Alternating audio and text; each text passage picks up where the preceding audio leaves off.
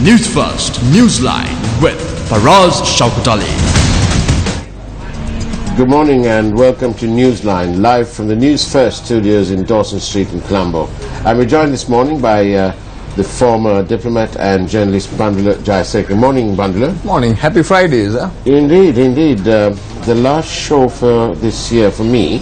But we're also joined by the very beautiful Lakmini Raymond, the former director of sales at the Colombo Hilton, the Hilton Hotels in Sri Lanka, most formerly at the Hilton Residency. Good morning, Lakmini. Good morning, Faraz. And did I get it right? Former director of sales, is it? Yes, you did. Thank you. And welcome to the show. How fares the hospitality industry in this country? How are we doing?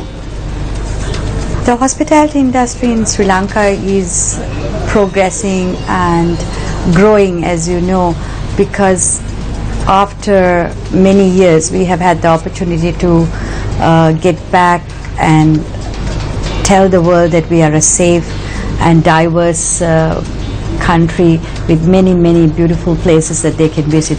So the only way forward that everybody can see is that the hospitality industry in Sri Lanka is growing, and it's growing rapidly with new markets, new ideas, new hotel brands coming. So as you can see, it is a very good sign that the hospitality industry is growing in Sri Lanka. So the signs are all good. There's a lot of money in the hardware, in the infrastructure, but how much money is being put into, or is it enough money being put into the software, what I call the training? A very difficult question to answer. You can be straight up and decisive and incisive. It is an area in the hospitality industry that is being addressed. It has been brought up in many forums where the hospitality industry personnel meet. They have identified the fact that we have a huge amount of trained staff that we would need, with all the big brands coming in, all the resorts coming in, the industry in general growing. So people have identified, the government has also identified it, and they are putting a master plan in trying to set up hotel schools, training centers, and I also think our hotels have identified it, so they are making the effort to start training people. Lakmini, once upon a time you were very proud of our hotel school. What happened? I mean, so many people came out of the hotel school. You were very proud of our Ceylon hotels. What happened? Actually, it's sad to say, but we all the time have to keep going back to our past. During the 30-year war, the industry was not a lucrative industry to be seen in. So you didn't have as many people choosing hospitality as their profession.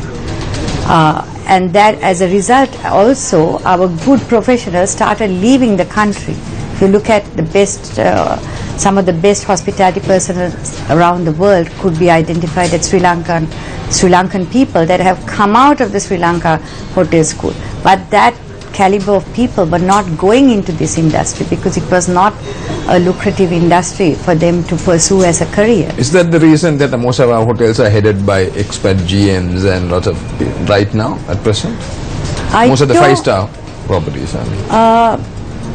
It is not really so, but with the 5-star hotels, we have had all the big brands leave the country, which meant that there was only the Hilton and the Taj that had stayed back during the difficult times. So what has happened is people did not get groomed to come up to those positions, because before they were ready to be groomed, they left the country. So that left a gap of Sri Lankan personnel getting the opportunity to go up to these positions. So do we have like the training schools in every province, or is it just the one probably in Gaul, which is? I won't be able to comment on that because I know that there are a few that they have identified, like the north and the east, as also areas that they will open hotel schools. I am not 100% sure whether they are up and running, but they are identified, like in Gaul, to have training schools in all of these. Kandy has one. And Kandy for us, also like in the previous, sad to say, I have personal experience in that. There was this silo like owned by the tourist board, the corporation opposite Gaul Face.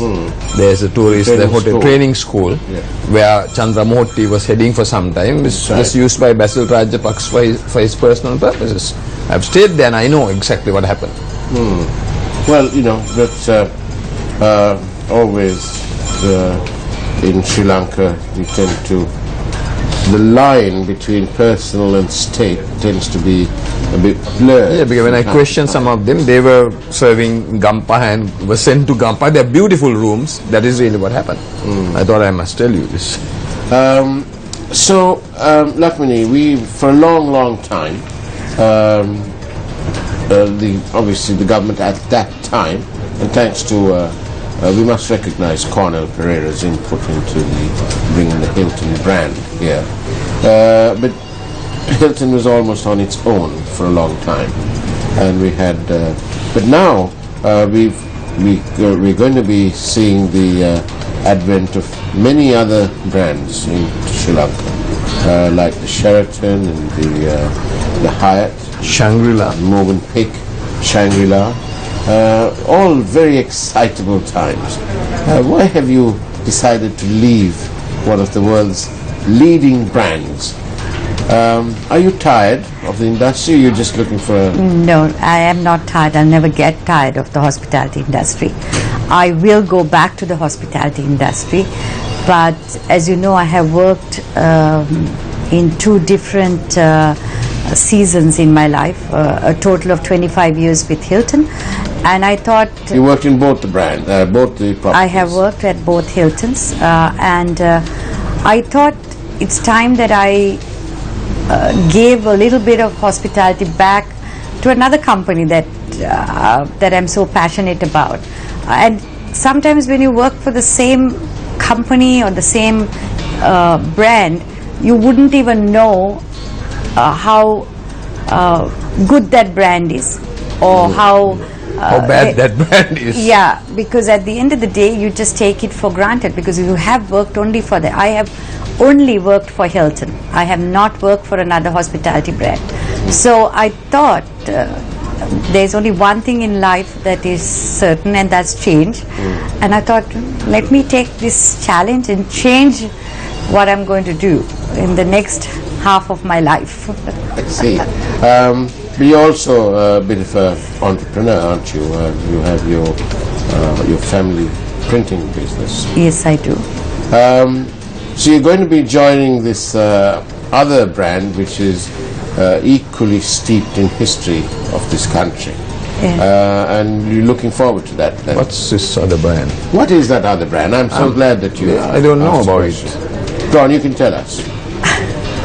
Yes, I will be working for a local brand, a very You can name old. the brand if you like. The name of the company is Mount Lavinia Hotel. I'll be working for a 100% local company. Bravo. Bravo. So from international to local. International to national. Lakmini, I want to ask you now, you're talking of the contribution, you said things have opened up, especially the time of this season. I want to ask you, what is the contribution by the Sri Lankan expats who come during winter to Sri Lanka? I think sometimes the hotels are full of them. What is their contribution, Lakmini? Percentage wise, I won't be able to tell you, but it is a huge share of our business, especially to Colombo. They contribute a lot to our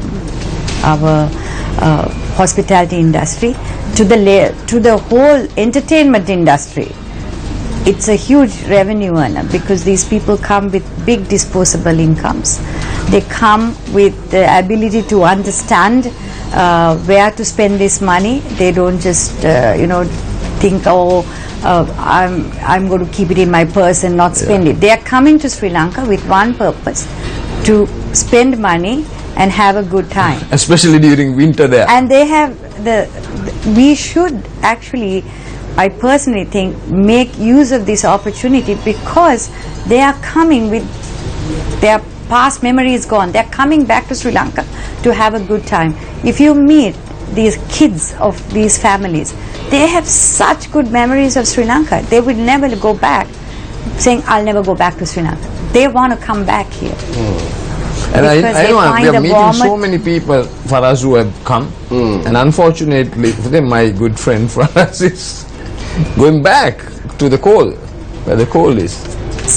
Sometimes in life you just have to do things that you not always like to do, but you have to do. But for a short period. Indeed.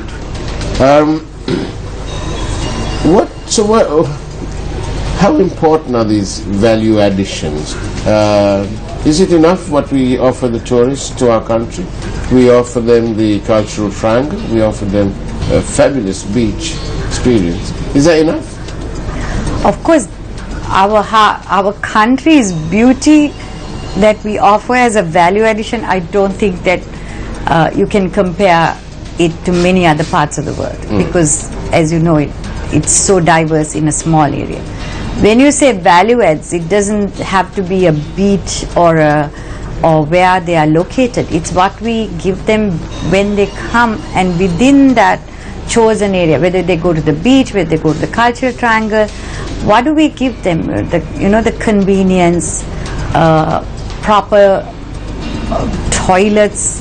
I think we give them nothing. For us, most of the tourists, most of these people complain, now you go to another country, there's so much of entertainment. We have restaurants, just eat. Nothing much, take column, what's there as entertainment? This is one of the complaints, Lakmini. Yes, we have got. That's what I was going to say. So it comes to three basic things. One is that they have to be safe.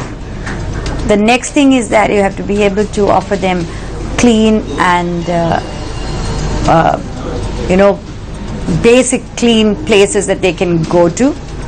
The third thing is that they should have entertainment, so whether it's the food experience they are having, or whether they can go and just go to a night club, and different things, just walking on the beach and having water sports, whether they are watching some festival on wherever they go.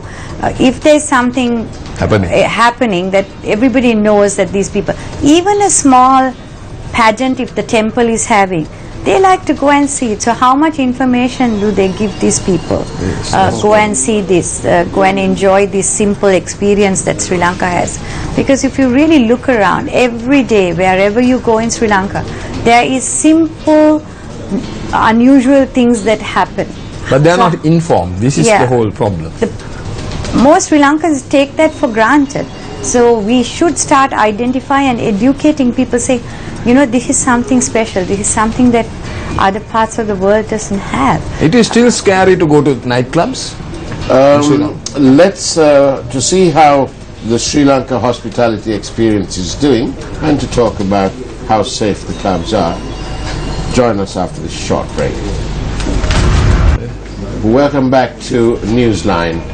We're joined here this morning by Bandula Jayasekara and Lakmini Raymond. Lakmini, tell us, we're talking about what the tourists can do in this country, apart from our beaches and the cultural triangle. What else should we be doing? Do we need casinos? That's contentious. We have. We have casinos.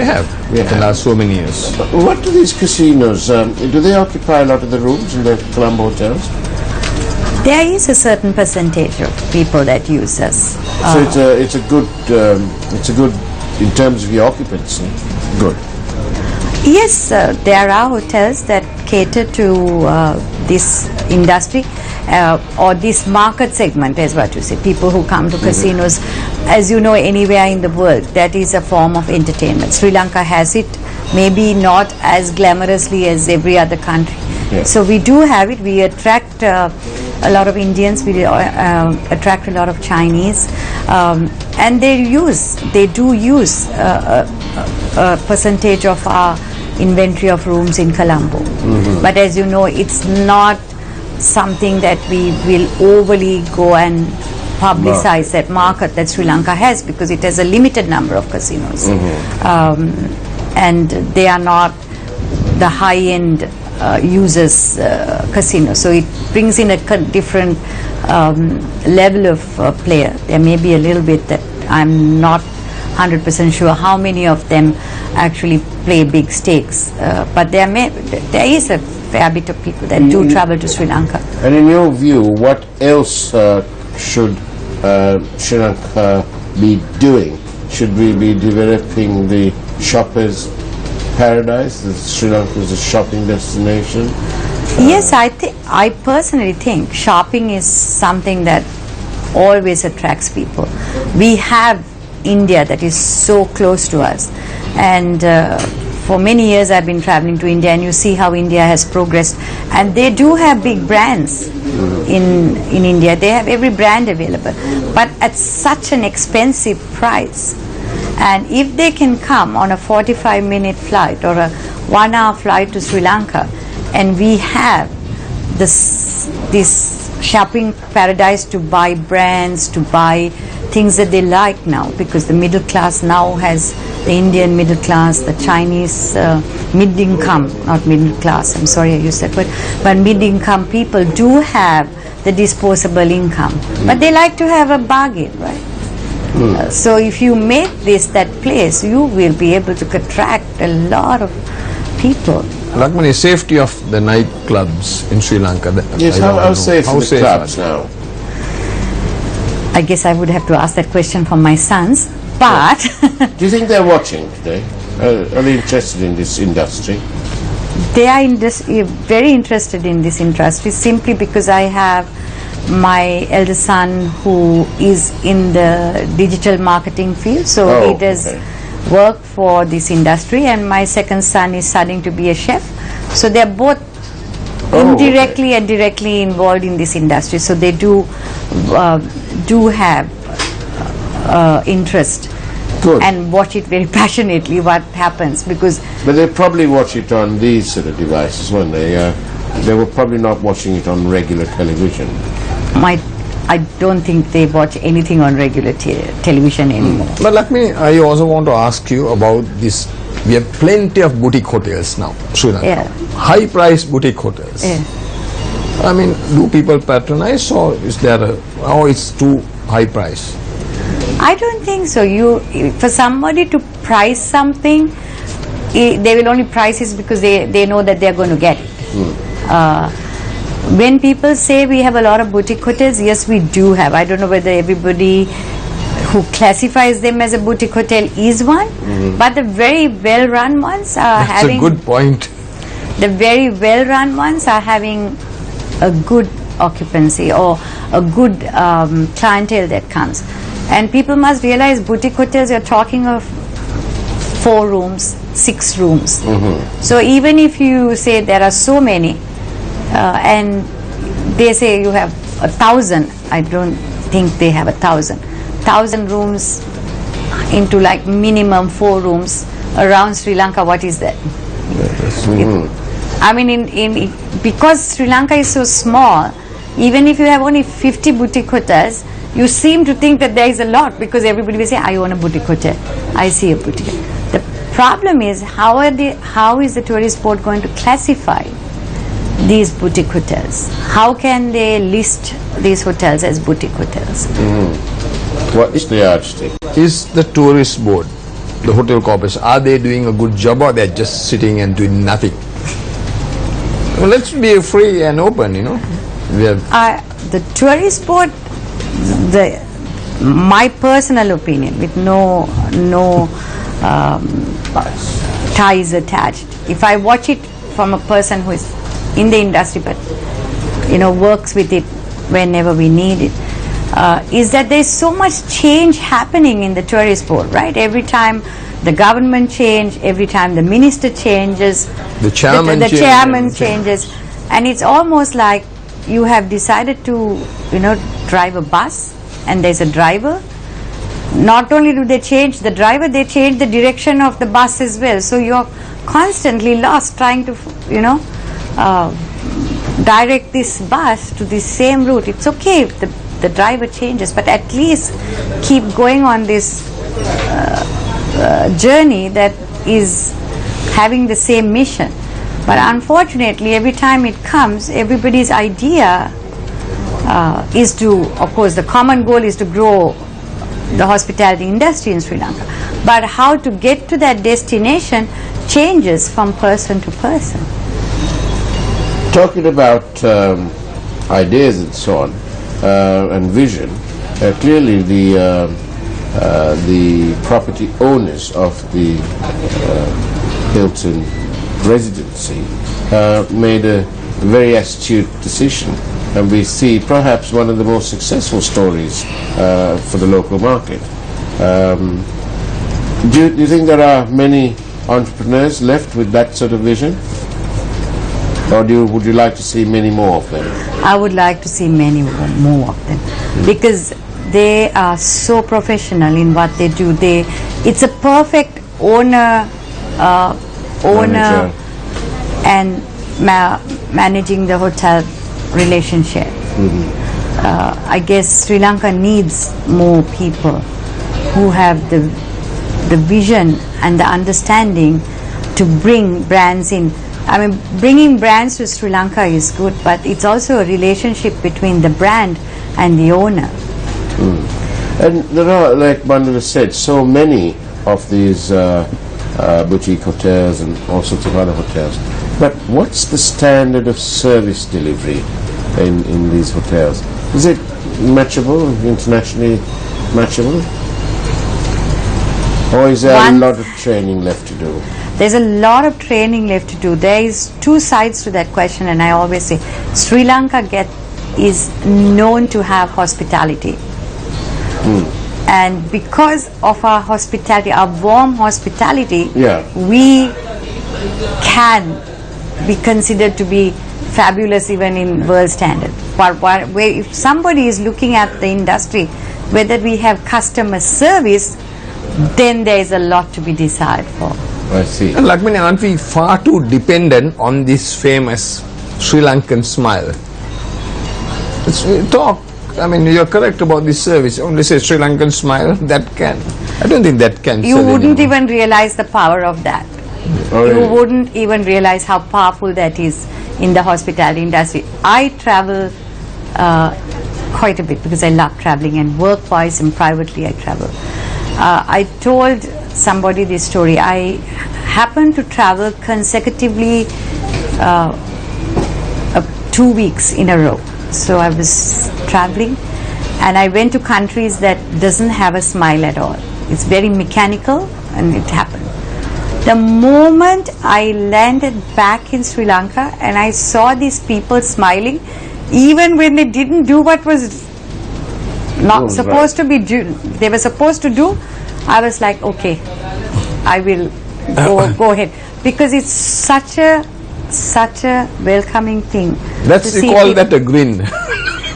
They will not do their job, but they will grin. For us, it's good for both of us should smile. But that is that's true. Bandula, that is what we have to take. That is the next step Sri Lanka should take. If we put this 80% of this hospitality that we have of warmth and smile, and get the training to get into customer service, I don't think there'll be any country in the world that can come close to us. Agreed. So, And we should smile a bit more. Indeed, Yeah, you should I smile. think- We both should smile. Yes. Your mother often complained, Complain. didn't she? That you So don't I have my smile half now. smile, but we should take a cue from Lakshmini. Well, I just want to let our viewers know that I'll be off for the next 2 weeks, and the show will be handled by my colleague. It's as safe as Fort Knox. It is in the hands of Bandula Jayasekar. And so, Bandula, do take care. And I hope you will meet Adele Balasingham when you go to London. We are endeavoring to meet Adele Balasingham and And maybe go live from... live from there. We'll Yes. keep you posted, of course. Lakshmini, we must thank you for coming here. But give us a quick message for people wishing to enter this industry, of which you've been part of for the last 25 plus years? What would I say? Hospitality is a wonderful industry. It gives you so much, not just financially, but it does so much for you as a human being, because you're giving back to a society, you're giving back to human beings, you're doing service to a human being, and the satisfaction that you will get by providing excellent service and just that wonderful word that your customer will give back is worth more than you can ever imagine. It stays in your heart, it stays in your mind, and it makes you just want to get up in the morning and go back to work, because you know that there's going to be another person, another human being that is going to appreciate you, and you can do something little that can make such a change in that person's life. And They're on holiday. And what's our tagline now? Sri Lanka, Miracle of Asia, is it? Yes, it is. Indeed. And are we on our way to being the miracle of Asia? Oh, wonder of Asia, so many. I'm sure we can. It's just that we all have to work together, and it is a miracle. I mean, Sri Lanka is a miracle. It is an amazing country, and I strongly believe that Sri Lanka is a miracle, and it is what the world sees it to be. Wonderful. Lakmini Raymond, it's been delightful having you on our show. Thank you for coming.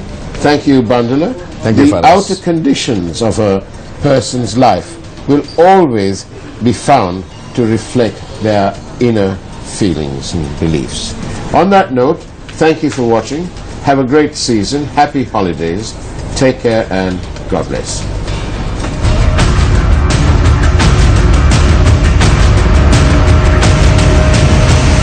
Newsfirst Newsline with Faraz Shaukat Ali.